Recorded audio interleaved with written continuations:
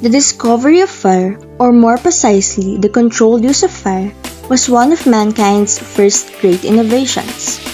Fire allows us to produce light and heat, to cook plants and animals, to clear forests for planting, to heat-treat stones for making stone tools, to keep predator animals away, and to burn clay for ceramic objects. It has social purposes as well. Fire serves as gathering places, as beacons for those away from camp, and as spaces for special activities. The human control of fire likely required cognitive ability to conceptualize the idea of fire, which itself has been recognized in chimpanzees. Great apes have been known to prefer their foods cooked. The fact that the experimentation with fire occurred during the early days of humanity should come as no surprise. Why is fire important? Fire is important. Its use as means for cooking, heating, and hunting was one of the first major developments of human civilization. Fire is one of nature's most essential agents of change, and mankind has often used fire in this capacity. Fire can also be an important part of maintaining diverse and healthy ecosystems. In this video, we will show you how to start a fire using these methods. First, 2 sticks or fire plow. Second, hand drill. Third, bow drill. Fourth, magnifying glass. Fifth, flint and steel, also known as early means of fire. So I heard some of our colleagues are going to demonstrate how early fire works. Let's see if they are ready.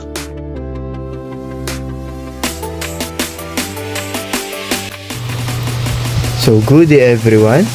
For the next video, we will show you how to start fire using 2 sticks or fire plow. So step number 1, start with finding good tinder. For a good enough tinder, you can use things like punk wood, cattails, wood shavings, bark fibers, or any other type of softwood. Dry grass can also act as a great piece of tinder provided it is thoroughly dry and rid of any moisture content so it can catch fire easily. Next, make a tinder base. So after you have collected suitable tinder, fluff it up on an even surface and create as much surface area as possible. So fire starts quickly and easily if the surface area of the tinder is large. For guidance, make your tinder resemble a bird's nest.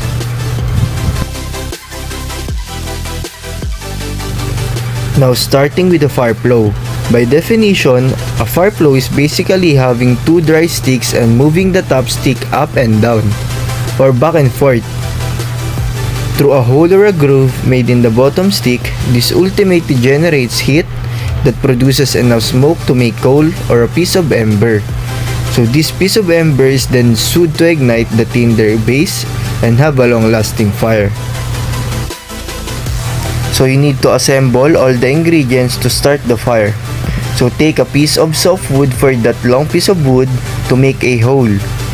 Now use a piece of hardwood stick to move back and forth on the softwood piece to make a groove or a bend in the wood. So this method is called plugging.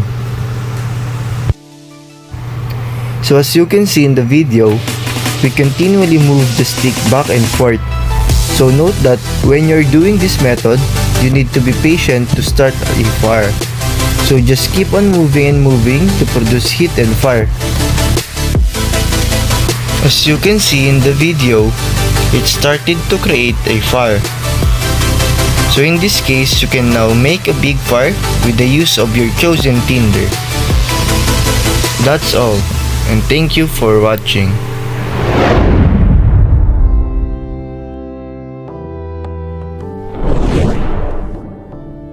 The second early means of fire is the hand drill. The first step is to collect materials for your hand drill fire.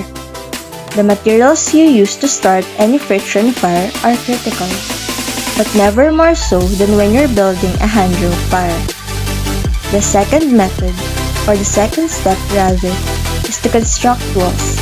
One advantage of the hand drill method over its estranged cousin, the bow drill method, is that you have less tools to construct. All you need to make is the hand drill and the hurt board of fireboard. The third step is to arrange your fire lay. All you do is stand your kindling up on end, with the tips coming to a point and resting on one another in the middle. The fourth step is start your fire.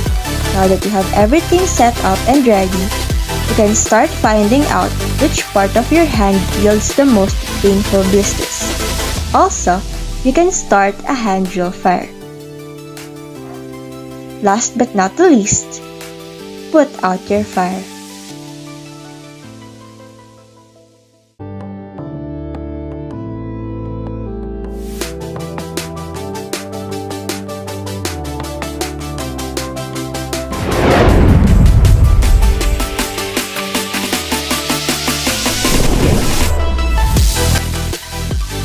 The third early means of fire is the bow drill. The first step is to find bow-shaped stick that is about 12 to 15 inches or 30.5 to 38.1 centimeters long from tip to tip. Second, find the length of cord that is slightly longer than the bow. Synthetic cord is most suitable for this task, especially if you're new to the art of friction fire. Third, find a piece of wood that is strong and suitable for drilling. It should be something you can hold down with your foot while kneeling. This will be what you drill into to make the ember that will start the fire. Fourth, use a 12 to 15 inches stick that is almost perfect straight for the drill. Taking the bark off is better, but leaving it on is okay if you like a knife. The fifth step is getting something to hold down the drill while you are spinning it with a bow. Sixth, string your bow. Make sure the bow is not tight, but don't allow very much slack either. The string should not rebound if plucked. Prepare a tinder bundle and some kindling before you begin drilling. Put the string around the spindle. You should make the string much tighter for the 8th step. 9th, continue doing this until you see a small glowing ember in the wood. If it starts to smoke, do not stop. It will smoke before an ember is created. Last but not the least, the 10th step. Blow on it lightly to make the ember grow. Be careful! Blowing even slightly hard will disperse the spunk, or the hot sawdust ruining the ember.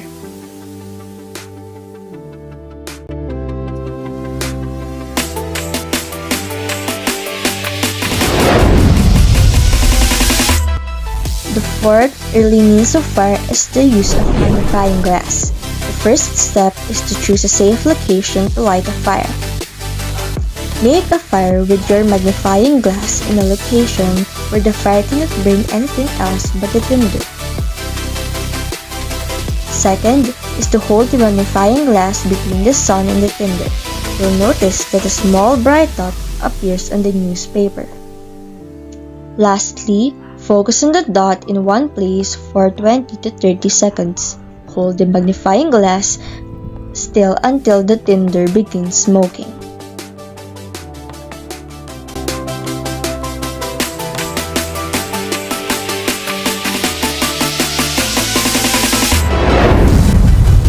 The fifth and the last early means of fire is the flint and steel method. The first step is kneel on the ground, place a tinder bundle in front of you, and crouch over the bundle. Second, hold the steel in one hand between your thumb and index finger. If you are using a pocket knife, hold the closed knife in the same fashion with the back of the knife blade facing the rock. Third, grasp the flint in the opposite hand with the sharpest edge towards the steel. Fourth, to generate sparks, Strike the steel against the sharp edge of the rock with a quick downward motion. Use deliberate, powerful strokes, directing the sparks toward the tinder bundle. The last step is when you see a spark fall into the tinder, immediately give the light puff of air onto the tinder bundle. Alternatively, if you catch a good spark on the charred cloth under your thumb, quickly transfer it to the tinder bundle and blow it into the flame. If the spark has begun to ignite the tinder, a small wisp of smoke will be present, and if you see a tiny glow in the bundle, continue to blow the tinder into the flame. That way, you can see where the sparks are falling and whether the tinder is beginning to burn.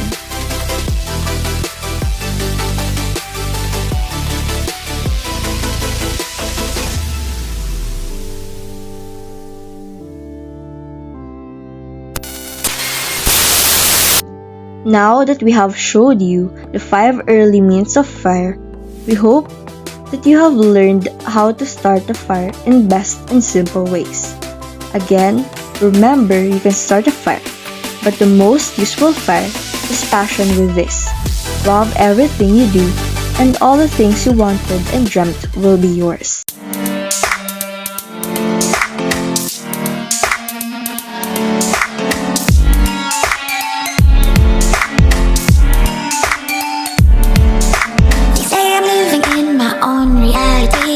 Everything that bites me, even my knee, I wanna sit back and set myself free. Set myself free, set myself free. Losing their ego and all that they see. Engineered acts, no clothes on TV. Leaving everything that hits me. Do you see what I see?